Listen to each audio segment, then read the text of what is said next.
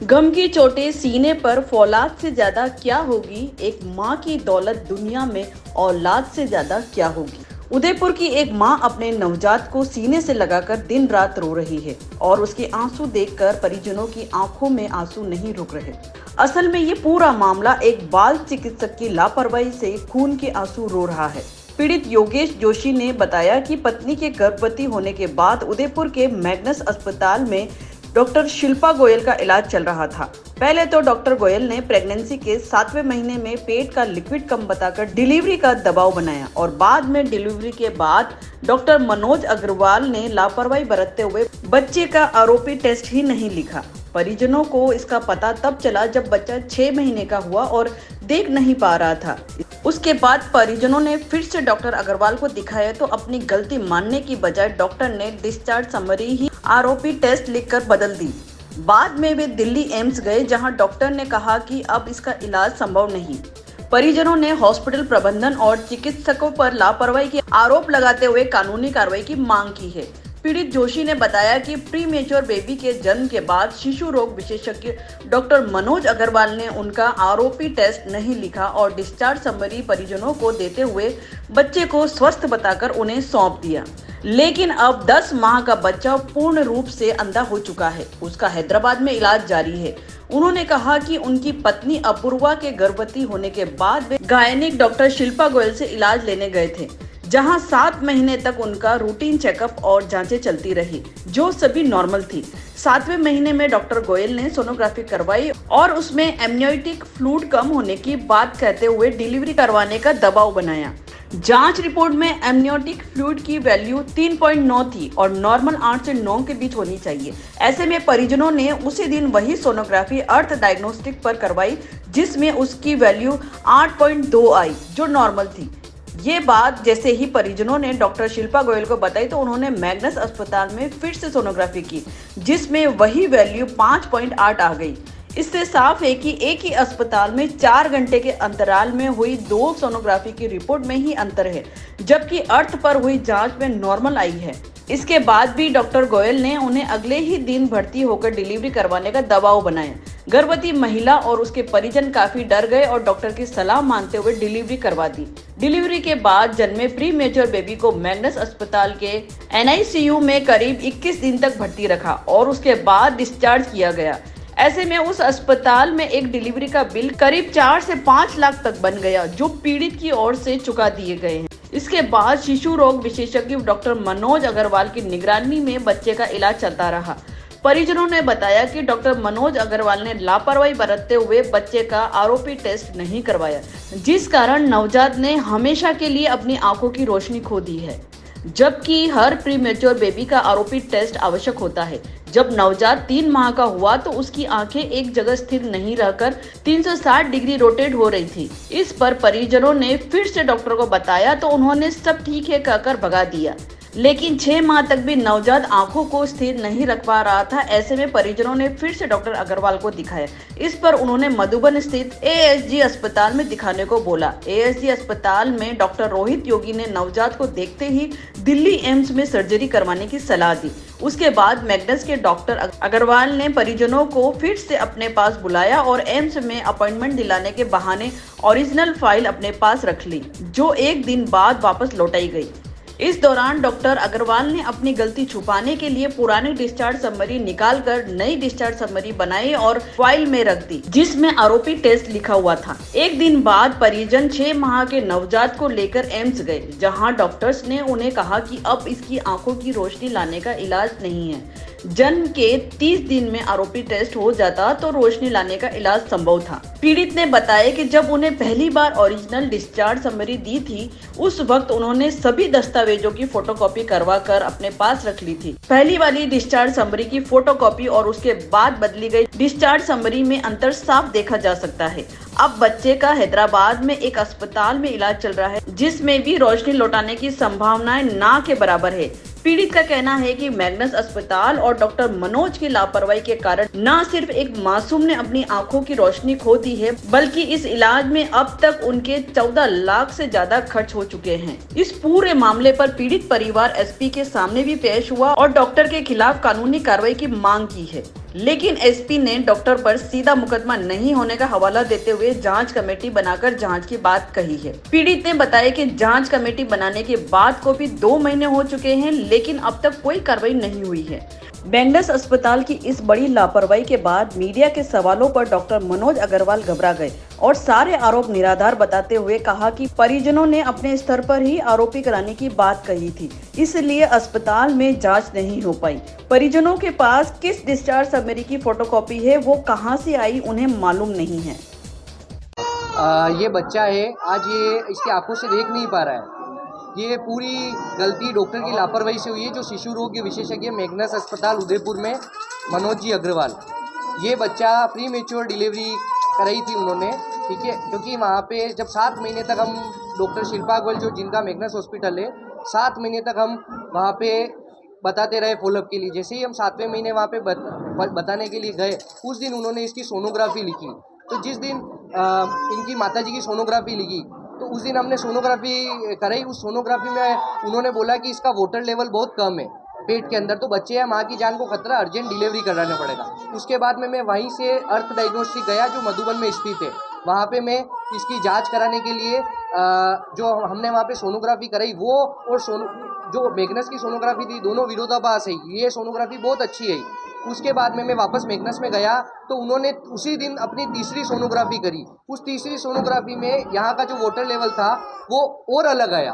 तो भी उन्होंने बोला कि हमको अर्जेंट डिलीवरी करनी पड़ेगी, माँ या बच्चे की जान को खतरा है, कल 11 बजे तक अगर आप मेरे पास आते हो तो मैं आपकी डिलीवरी या केस को हाथ लगाऊंगी। तो हम अगले दिन डिलीवरी के लिए गए, ठीक है। उसके बाद में उन्होंने डिलीवरी करी और 21 दिन तक ये बच्चा एनआईसीयू में था और उन्होंने इसकी आंखों की कोई जांच नहीं करी, दूसरी कोई जांच नहीं करी। बिल बनाते गए वो और हम बिल चुकाते गए। उसके बाद में हम वहाँ पे पूछते भी थे उनको कि सर ये स्वस्थ है ना, कि सब कुछ सही है ना? तो क्या हमने इनकी सारी जांचें कर रखी, बिल्कुल सही। और जब आप इसको डिस्चार्ज करेंगे तो इसकी ए से लेके जेड तक सारी जांचें करके आपको हैंड ओवर करेंगे, ऐसे ही हैंड ओवर नहीं करेंगे। तो उसके बाद में जब इन्होंने हैंड ओवर करा तो हम बच्चे को घर लेके आ गए। उसके बाद में हम एक एक चीज़ उनसे व्हाट्सएप पे और फ़ोन पे पूछते थे, ठीक है। ऐसे करके हम टीके भी उन्हीं से लगवा रहे थे। उन्होंने बोला कि अभी हम गवर्नमेंट में रिस्क नहीं ले सकते, अभी टीके भी अपन ही लगाएंगे, ठीक है। उसके बाद में जब ये सारी कंडीशन हुई तो बच्चा जब 5-6 महीने का हो गया, हम हर महीने बताने जाते। उसके बाद में हम उनको बोलते कि सर ये देखना कब स्टार्ट करेगा, आपको इतनी जल्दी क्या है, ये बच्चा प्री मेच्योर है, इसको 2 महीने पहले लेके चलो, इसको आप दूसरे बच्चों से कंपेयर मत करो। ऐसे ऐसे करके उन्होंने 5-6 महीने निकाल दिए। फिर मैंने 6ठे महीने में बहुत ज़्यादा फोर्स करा। मैंने कहा सर अभी 6 महीने का हो गया। उन्होंने लेके इसकी जांच लिखी कि आप एएसजी अस्पताल में मधुबन में जो स्थित है आंखों का, वहाँ पे इसकी जांच कराओ। वहाँ पे जब मैं जांच कराने गया तो 4-5 घंटे की इसकी जांच के बाद में उन्होंने हमको बोला, जो वहाँ पे डॉक्टर रोहित योगी है, कि आप इस बच्चे को दिल्ली एम्स में ले जाना पड़ेगा, इसकी सर्जरी होगी। तो हम लोग घबरा गए। उसके बाद में हमने इसकी जाँच वहाँ पे हम ले जाते, पर हमने वापस इन्होंने बोला कि आपके जो पीडियाट्रिशियन है, शिशु रोग विशेषज्ञ मनोज जी अग्रवाल, आप उनसे बात करिए। हम वहाँ पे गए, हमारे पास ओरिजिनल सारी रिपोर्ट्स थी। हम वहाँ पे गए, उन्होंने बोला कि दिल्ली में हमारे साथ के जो डॉक्टर है वो वहाँ पे काम करते हैं, हम आपकी अपॉइंटमेंट बुक कराते हैं, ठीक है, मैं आपकी अपॉइंटमेंट बुक करा दूंगा। तो आप ये रिपोर्टें यहीं छोड़ जाओ, मुझे व्हाट्सअप करनी पड़ेगी। हमने सब रिपोर्टें छोड़ दी। उसके बाद में जब हम अगले दिन दिल्ली के लिए रवाना हो गए और दिल्ली में जब हमने इसको बताया हमारे बच्चे को, तो उन्होंने बोला कि आप इतना लेट क्यों आए हो, इस बच्चे को तो आपको जल्दी लाना था 5-10-15 दिन में। तो हमने कहा कि हमारे डॉक्टर ने नहीं बताया। तो उन्होंने बोला कि बच्चा जीवन भर नहीं देख पाएगा, ये अंधेपन का शिकार हो गया है, क्योंकि इसका आरोप भी टाइम पे नहीं हुआ है। तो हम जा रहे थे, मेरे पास उसके सारे सबूत थे। उसी दिन उन्होंने रिपोर्ट बदल दी। उसके बाद में जब हम इनका सारा जो भी था वहाँ से फिर हम हैदराबाद गए, इनका इलाज कराया, पर आज भी रिजल्ट 0 है, 5 महीने हो गए। उसके बाद में जब मैं उदयपुर पहुंचा तो मैंने सारी रिपोर्ट्स, मेरे पास उसकी जेरोक्स सब की हुई थी, जो चीज़ शायद उनको नहीं पता थी। तो मैंने वो जेरोक्स जब घर से मैच करी तो वो और ये दोनों बिल्कुल विरोधाभास थी। उसके बाद में मुझे पता चला कि डॉक्टर का इतना बड़ा षड्यंत्र है कि उन्होंने इसका इलाज तो नहीं करा और रिपोर्टें तक बदल दी, क्योंकि उनको पता था कि मेरी गलती है, तब जाके उन्होंने ये रिपोर्टें बदली। बच्चे का तो आज भविष्य जो है आपके सामने, आज रिजल्ट 0 है, पर उन डॉक्टर के खिलाफ कानूनी कार्रवाई हो, उनको सज़ा मिले, उनका लाइसेंस रद्द हो, ताकि वो भविष्य में किसी दूसरों के साथ ये सब नहीं कर पाए। आज मेरे बच्चे के साथ जो हो गया वो तो रिजल्ट आप लोगों के सामने 0 है आज ही, क्योंकि इसका आई ट्रांसप्लांट भी कोई इलाज नहीं है। आप अगर कहीं हो तो मैं आपसे निवेदन करूँ, आप मुझे बताना। मैं तो इस बच्चे के लिए 50 से 80 डॉक्टरों से, 100 डॉक्टरों से मैंने बातचीत कर ली, ऑनलाइन नंबर निकाल के, क्योंकि मेरा दिन भर यही काम है। पिछले इतने टाइम से मैं यही कर रहा हूँ, पर सब ने मुझे मना ही करा। अहमदाबाद में भी मना करा, जयपुर जोधपुर में भी मना करा, दिल्ली में भी मना करा। दिल्ली में मैंने दूसरे डॉक्टरों को भी बताया जो उन्होंने एम्स में जॉब कर रखी है, जो वहाँ से रिटायर्ड हो चुके हैं, उन्होंने भी इसका रिजल्ट 0 ही बोला है। 30 दिन में आरोपी कराना होता है, आपको कितने दिनों बाद पता पड़ा कि आरोपी कराना? हमको जब ये तीसरे चौथे महीने का हो गया तब हम जब जाते थे इनके पास, सर ये देख नहीं रहा, ये आंखें 360 घुमाता था, तो वो चुटकुली बजाते थे, देख तो रहा है, तो इसको टाइम लगेगा, ये 2 महीने प्री मेच्योर है, धीरे धीरे देखेगा। उन्होंने हमको ये चीज़ बोली, हम ठीक है चले गए। 5वां महीना हुआ, फिर मैंने बहुत ज़्यादा फोर्स करा, तो उन्होंने फिर ASG में जाँच लिखी। उसके बाद में आरोपी भी नहीं लिखा उन्होंने सिर्फ ASG हॉस्पिटल में आई की जांच लिखी। आरोपी मुझे दिल्ली जब एम्स में गया तब मुझे पता चला कि इस केस को आरोपी कहते हैं, रेटिनापैथी ऑफ प्री मेच्योरिटी। इसमें 5-6 महीने का गैप आ गया। तो ये जो इसका इलाज सिर्फ 1 महीने के अंदर संभव है। ये आप इस भारत के किसी भी डॉक्टर को पूछोगे, ये लाइन आपको कोई भी डॉक्टर बोल दे, चाहे अपने यहाँ के RNT के डॉक्टर्स को बोले आप या किसी भी डॉक्टर को बोले, ये चीज़ जिसने भी मेडिकल की पढ़ाई कर रखी है वो इस तर्क को जानते हैं। हमारे यहाँ जो भी प्रीमेच्योर बच्चे होते हैं, आज तक की हम हिस्ट्री उठा के देख सकते हैं, हम सभी प्रीमेच्योर बच्चों का एक आंखों की जांच होती है जिसे हम आरोपी कहते हैं, रेटिनोपैथी ऑफ प्रीमेच्योरिटी, जो कि आंखों की जांच कब होती है? 3 वीक्स के बाद में। जिस दिन बच्चा बोर्न हो जाता है उसके 3 हफ्ते बाद हम बच्चों की आंखों की जाँच करवाते हैं। तो हमारी आप फाइल चेक कर सकते हो, हमने जब बच्चा डिलीवर हुआ था हर फाइल पे हम चौथे दिन प्लान कर लेते हैं कि बच्चे का डिस्चार्ज से पहले 3 वीक्स कंप्लीट होने के बाद अपने को एक आंखों की जांच करानी है। हम लोग डॉक्टर रोहित योगी को बुलाते हैं जो कि AGI सेंटर में कार्यरत है। तो हमने चौथे दिन प्लान बना लिया था। फिर डिस्चार्ज हमने इसको 15 अगस्त को किया था बेबी को। उससे पहले 14 अगस्त को भी हमारी डिस्चार्ज समरी में हमने क्लियर कट लिख लिया था कि बच्चे की एक आंखों की जाँच करवानी है कल, उसके बाद अपन इसको छुट्टी देंगे।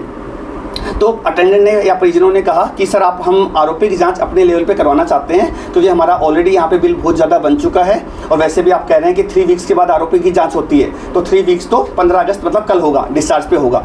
तो हम अपने लेवल पे ही वहाँ डॉक्टर रोहित योगी के पास जाके मिल लेंगे और आंखों की जाँच करवा लेंगे। फिर जब हमने डिस्चार्ज का प्लान किया, नेक्स्ट डे 15 अगस्त को जा रहे थे, तो उनको मैंने दोबारा रिमाइंड किया। मैंने कहा कि आप एक बार आंखों की जांच दोबारा करवा लेना वहाँ जाके, याद रख के, क्योंकि इसके बहुत ज़्यादा हार्मफुल इफेक्ट है। अगर बाई चांस आपने नहीं करवाई, आगे जाके कुछ बच्चों को हो सकता है लेजर की जरूरत पड़ जाए। कई बार अगर रेटिना डिटैच हो जाती है तो बच्चा ब्लाइंड भी हो सकता है। मैंने उनको डिटेल एक्सप्लेन कर दिया था, जो भी उनके अटेंडेंट यहाँ पे थे, फादर भी थे, दादा दाना भी थे। फिर हमारी डिस्चार्ज समरी पे भी हमने क्लियर कट लिख दिया था कि आपको फॉलोअप पे आरोपी की जांच डॉक्टर रोहित योगी AGI सेंटर पे करवानी है। तो इस तरह से आरोपी में हमारा किसी भी तरह का कोई फॉल्ट नहीं है। उनका कहना है कि 6 महीने बाद जब वो ASG जांच कराने गए उस समय उन्हें पता पड़ा कि आरोपी उनको सर्जरी एम्स में करवानी है, तो उसके बाद तब तक भी आपने उन्हें नहीं बताया था, और एक डिस्चार्ज समरी की फोटोकॉपी उनके पास है जो पहले उन्हें दी गई है जिसके अंदर आरोपी नहीं लिखा हुआ है, और वो इसी अस्पताल का उस पर सील वगैरह भी लगी हुई है। क्या कहना चाहेंगे? एक डिस्चार्ज समरी वो है, एक बाद में एक और उनके पास मिली है, तो दोनों में डिफरेंस नज़र आ रहा है। ये टोटल ही फॉल्स एलिगेशन है जो कि अटेंडेंट के द्वारा कुछ काटापीटी करके कुछ इसमें किया गया है। और जैसे मैंने आपको अभी बताया था, आरोपी की जांच मेरे द्वारा क्लियर कट उनको बताया गया था। हमारे डिस्चार्ज समरी में भी मेंशन है, फादर को भी मैंने बता दिया गया था। हमारी कई बार व्हाट्सएप या फ़ोन पे बात हुई थी तो भी उन्होंने कहा सर हम अपने लेवल पर करवा लेंगे। तो ये अटेंडेंट के द्वारा टोटल ही फॉल्स एलिगेशन है। जो फोटोकॉपी उनके पास है क्या वो आपको हॉस्पिटल से नहीं दी गई है? इस बारे में कहना मैं नहीं कह सकता क्योंकि उस पर मेरे साइन नहीं है। जैसा कि आप मुझे दिखा रहे हैं, जो डिस्चार्ज समरी पे है उस पर मेरे साइन नहीं है, ओनली सील है। सील तो कई बार क्या होता है, अटेंडेंट रिसेप्शन पे आके किस तरह डिस्चार्ज समरी पे एक सील लगा दूं तो वो अपने लेवल पे लगवा ले जाते हैं। जब तक मेरी साइन ही नहीं है जिस समरी पे, तो आप उसको ऑथेंटिक कैसे मान सकते हैं? दूसरा सर उनका एक ये भी कहना है कि वो जब आपके पास मतलब ASG गए थे उसके बाद आपने उनको एम्स में अपॉइंटमेंट दिलवाने के नाम पे उन्हें बुलाया, ये वो यहाँ आए थे और उनके डॉक्यूमेंट्स आपके पास रख लिए थे आपने, क्या रखे थे क्या? ये भी टोटल फॉल्स एलिगेशन है। जब बच्चा मेरे को दिखाने आए थे, डॉक्यूमेंट्स साथ में लेके आए थे, तो मैंने उनको उस फाइल पे लिख दिया था। मैंने उनको कहा था कि अपने को बच्चे में थोड़ा डाउट लग रहा है, पहले भी मैंने आपको कहा था, दोबारा कह रहा हूँ, एक बार ASG जाके आप आंखों की जांच करवा लो। तो डॉक्यूमेंट्स उनके पास ही थे, साथ लेके चले गए थे वो, और वहीं से वो लोग दिल्ली निकल गए। तो मैंने अपने पास डॉक्यूमेंट्स उनके जाने के बाद एक बार भी नहीं रखे। मुझे याद कि आधे घंटे 1 घंटे बिल्कुल भी नहीं रखे। अटेंडेंट का मैंने चेक किया सारा, उसी टाइम मैंने अटेंडेंट को सारे डॉक्यूमेंट्स दे दिए थे। वहाँ से वो ASG गए थे, फिर वहाँ से वो एम्स निकले थे, उसके बाद मेरे पास दोबारा नहीं आए वो।